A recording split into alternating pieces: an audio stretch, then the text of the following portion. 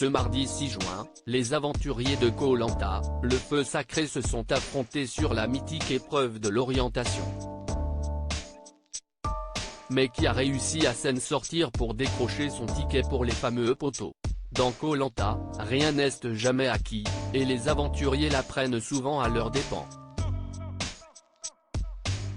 Après l'élimination choc de Quentin, qui a fait les frais de la stratégie incroyable de Julie et Tania, il n'était plus que 4 à pouvoir prétendre au titre d'aventurier ultime.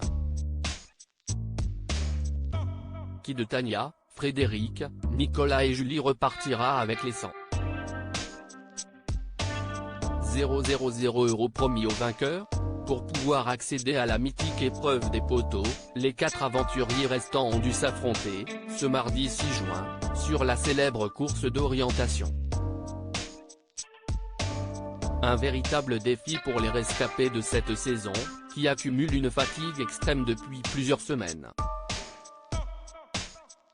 Comme tous les ans, la course d'orientation s'est déroulée sous haute tension, alors que Julie, Tania, Frédéric et Nicolas se sont éparpillés sur 3 zones différentes. Ne parvenant pas à trouver la zone du bois centenaire, qu'elle avait choisie et où se trouvait Julie, Tania a rejoint celle de l'arbre à liane, où se trouvait Nicolas. Mais l'ancien militaire s'est montré particulièrement efficace et n'a laissé aucune chance à sa concurrente, en trouvant son poignard.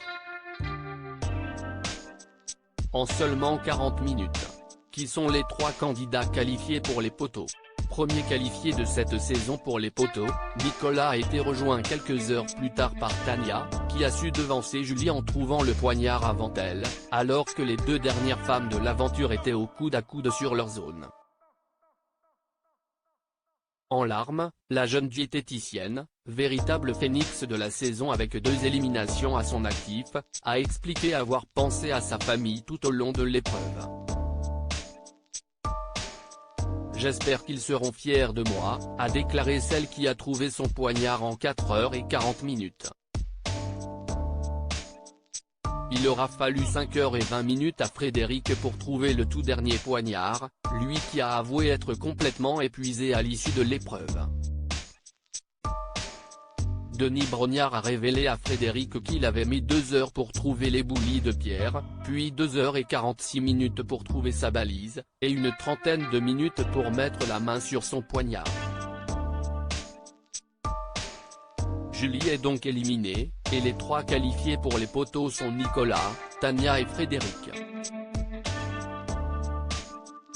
À la semaine prochaine pour découvrir le nom du grand gagnant de Koh Lanta.